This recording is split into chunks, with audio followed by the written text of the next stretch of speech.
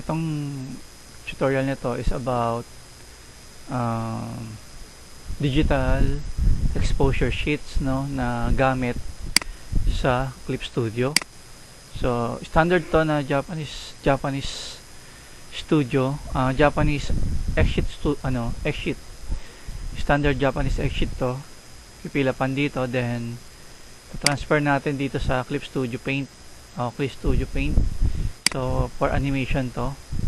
So hindi na tayo magpipill up dito sa may timeline, kundi dito natin siya pipilapan. Kung marunong kayo ng Japanese Studio, so madali na to para sa inyo pag-aralan.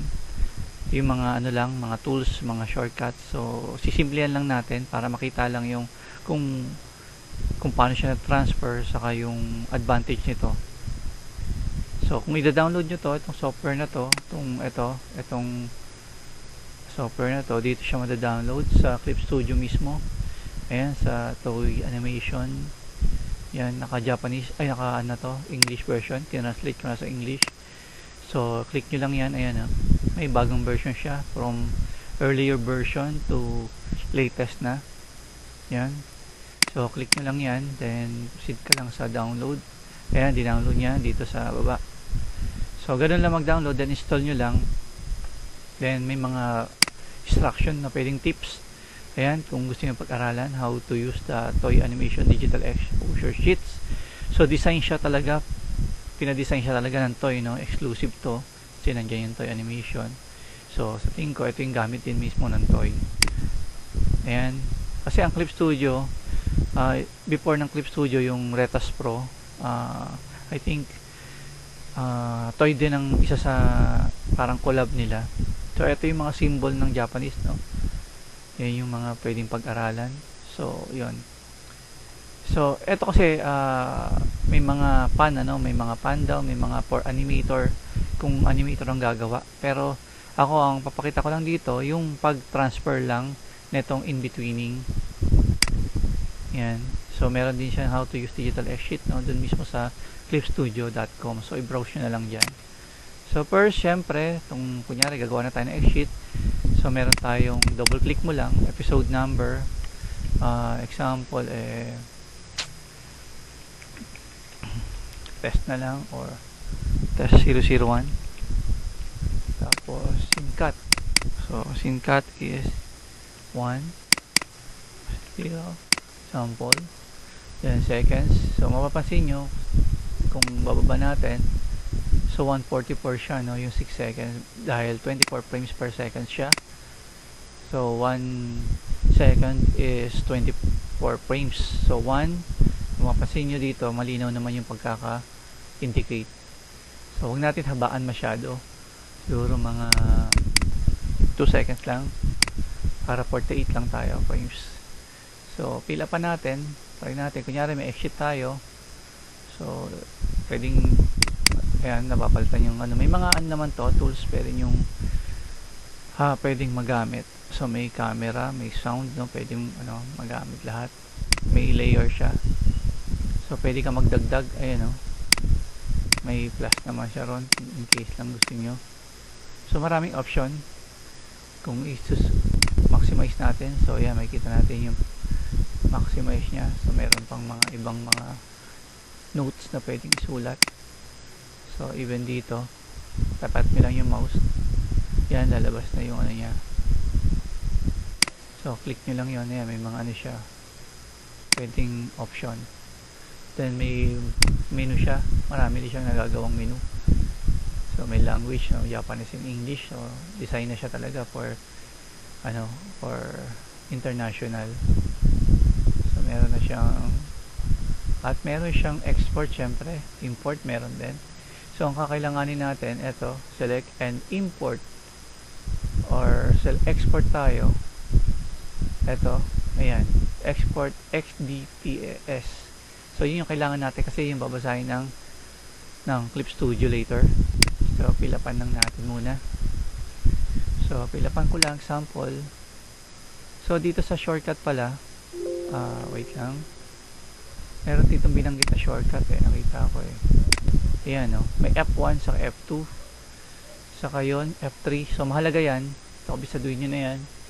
So mahalaga sa kasi Japanese to eh, itong in between na to, saka yung reverse in between, yan reverse, then ito yung actually ito reverse use, then yung kung ganun yung gagamitin nyo, in between, normal in between, then hold o held, diba? Ibig sabihin wala na siyang drawing doon. So mahalaga yan, yun lang naman yung mga mahalagang part.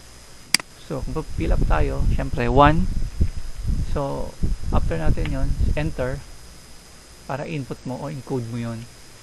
Kung straight ka, 2, 3, 4, 5, diba? Pansin nyo, pagka ang ginagamit ko yung arrow keys, no? So pagka bumababa ako, nakapansin nyo, nagkakaroon na siya agad ng line.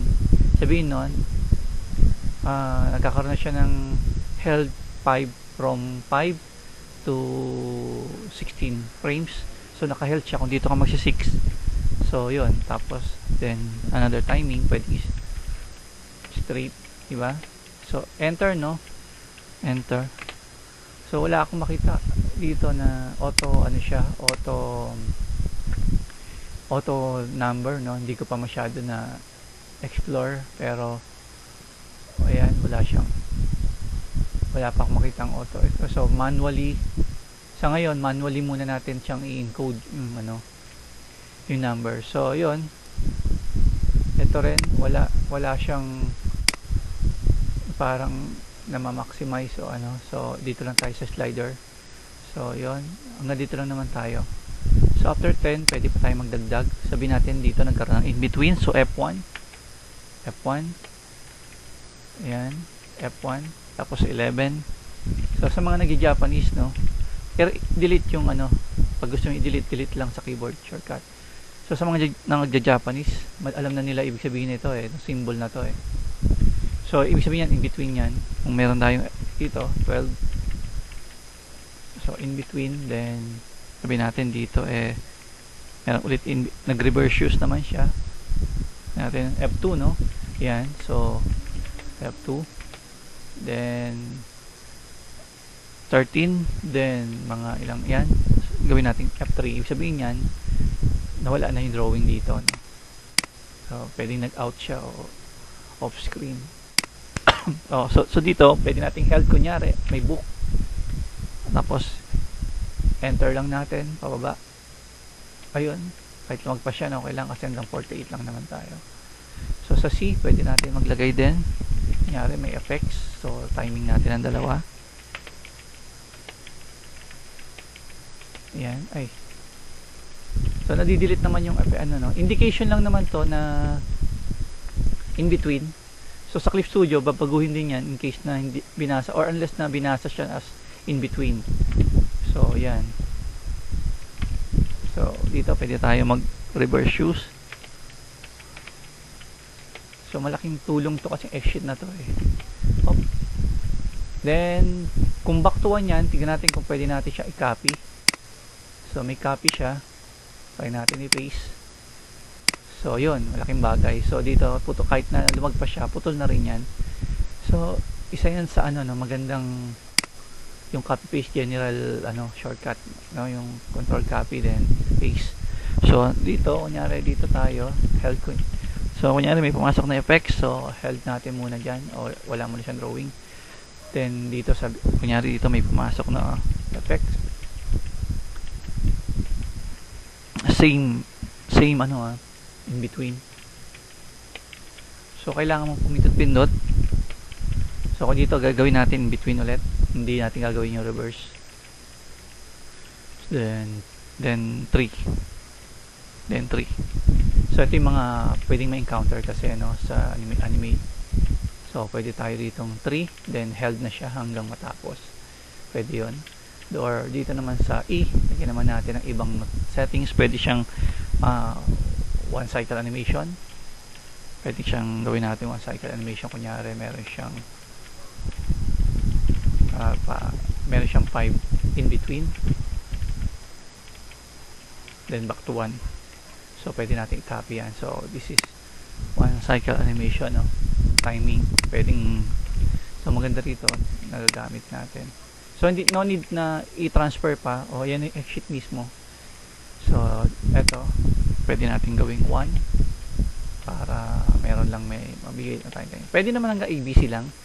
Sinulit ko na lang yung pagpipill up para makita natin. So pwede 1.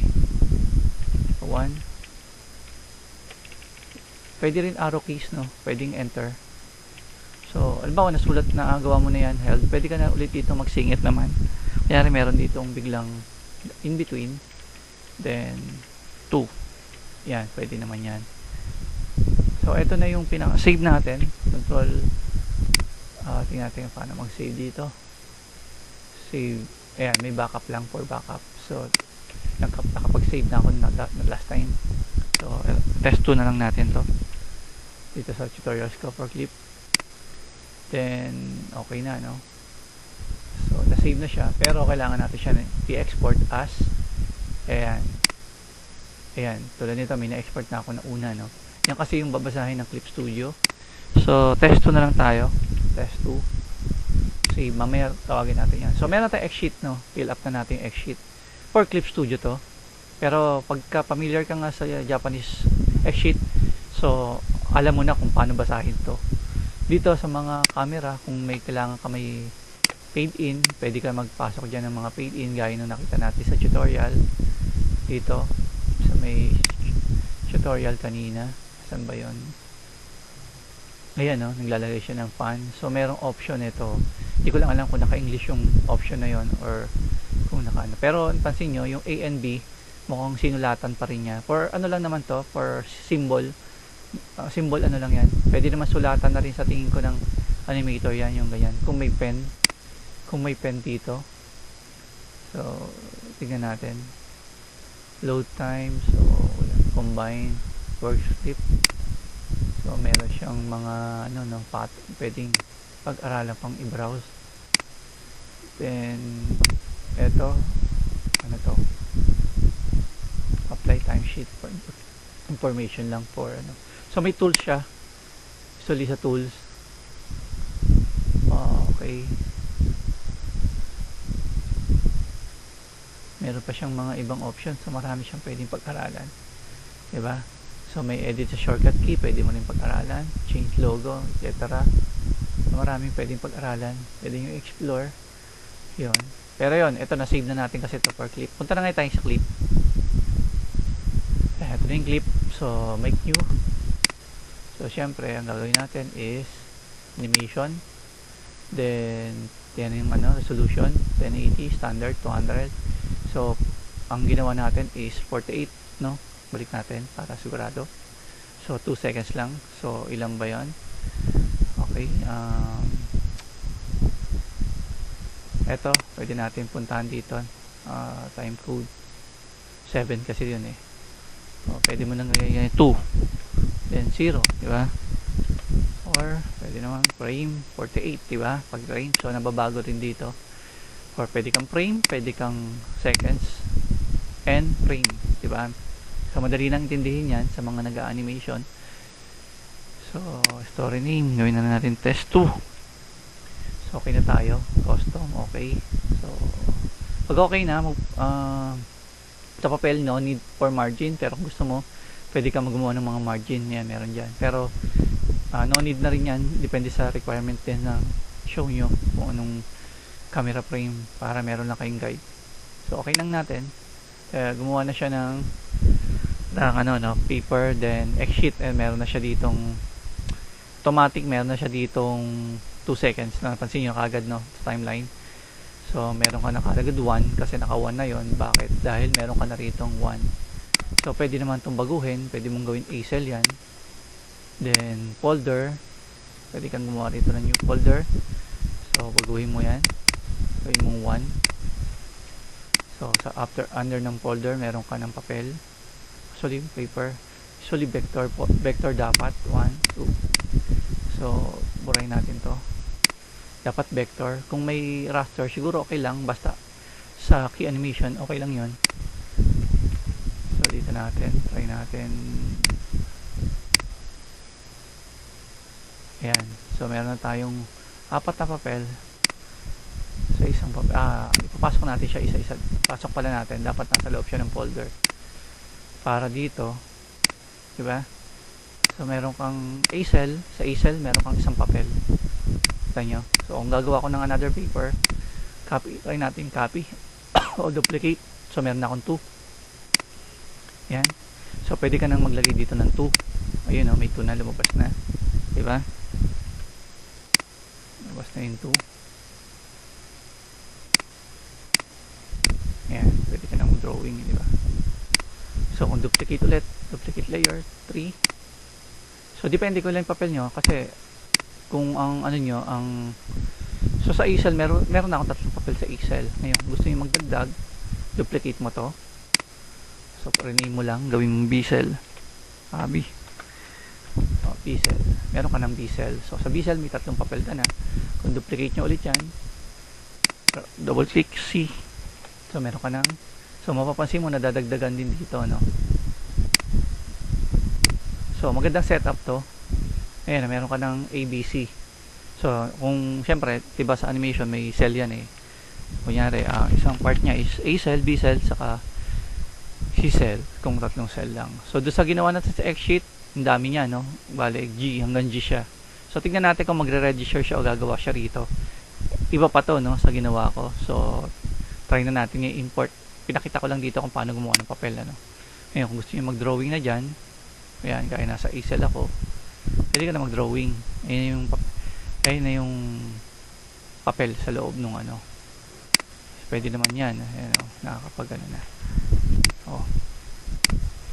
Ngayon may shortcut na ako rito for color, no? Kaya ang bilis ko magpalit ng color. Hindi na ako nagki-click dito, no? Dito na lang ako nagki-click. Kasi pinalitan ko na ng auto action tong 1 is black, 2 is red, 2 is red, green, 3, 4 tapos may pink and blue. So standard yan sa anime, yung RGB tsaka color indication.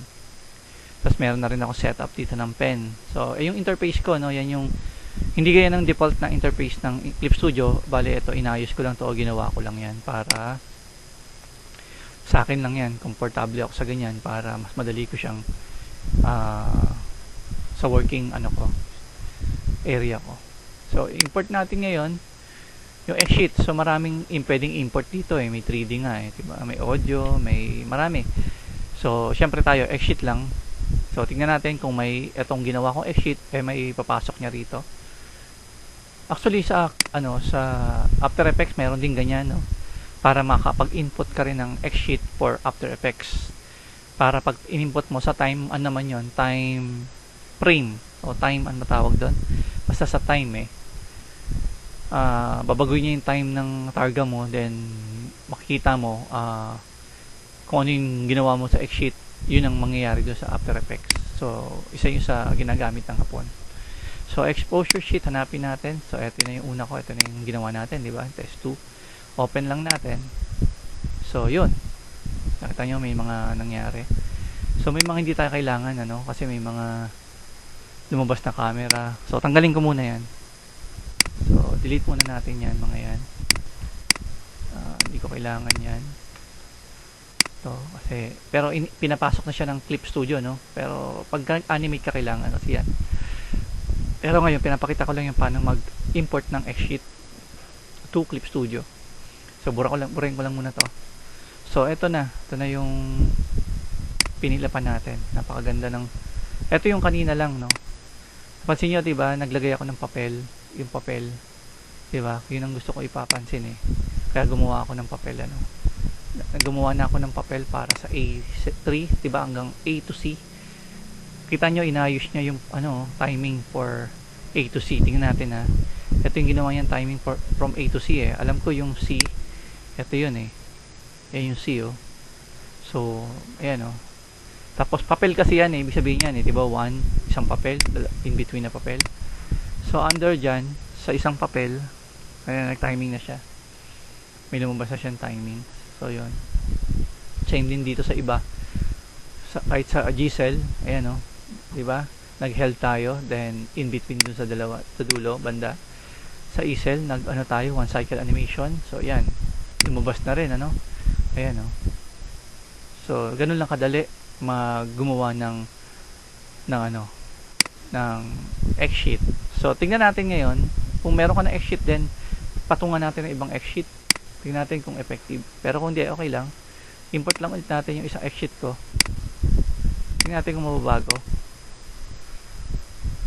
Ayun. So, binago niya nga. Ayan, no? Nabago yung X-sheet, no? Nawala yung sa G-cell, nawala yung sa F-cell, E-cell. So, ang nilagay niya lang, ito yung una kong ginawa. Simple lang talaga. Then, yung una kong ginawa is 2 seconds din yata, o 3. 1, 2, 3 yata yung una kong ginawa. Ayan, 3. Kaya umabot ng 3 yung ano. Ayun yung blue. Yan yung indication eh. So, makikita natin, no, na over niya yung una na X-sheet. So, tingnan natin ulit. Balik natin yung dati. Tingnan natin kung pwede niyang overwrite. So, ito yung dati. Ito yung bago. So, yun. So, nakita niyo yun. Sabihin, pwede mong palitan yung X-sheet mo pag mali. No? Basta na-save mo na siya sa file. Sa na-save mo na siya sa XDTS. Dito sa XDTS. So, kung madali nang magpalit ng X-sheet, no? So, yan na yung X-sheet. So, pwede mo na siyang palitan yan. Siyempre, pag mag-i-in-between ka dyan, papel yan ang ibig sabihin in-between yan. Magdadagdag ka ng papel dito. Dito na yon. Ibang tutorial na kasi yan eh. So, eto.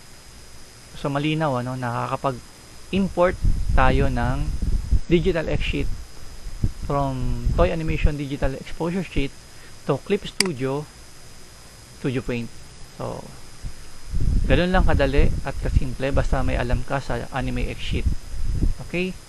So, hopefully nakatulong tong tutorial na to.